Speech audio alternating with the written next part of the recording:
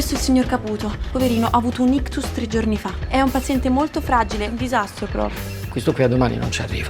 Finisce neanche il turno. Povero giovane, mi dispiace. Che in queste cose qua io non mi sono mai sbagliato. Si legge in faccia che muore stanotte. Te lo scommetteresti? Natale e Capodanno. Che cosa? Mi gioco Natale e Capodanno. Caputo non arriva domani. Le ferie natalizie sono mie o tue. Natale e Capodanno più 200 euro.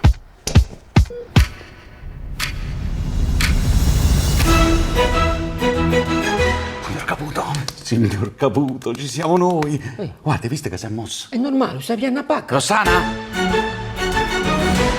Questo sta meglio me. Non è possibile, che si intende proprio niente. Vieni subito, è urgente. È una brutta aritmia. È grave, dottoressa. La ritmia è sempre brutta. Codice rosso! Questo chirurgo come è bravo, è pratico. Compra una cosa a tutti! Che stai facendo? La situazione sta degenerando. Guarda, sono a posto, eh. Una statua, guarda.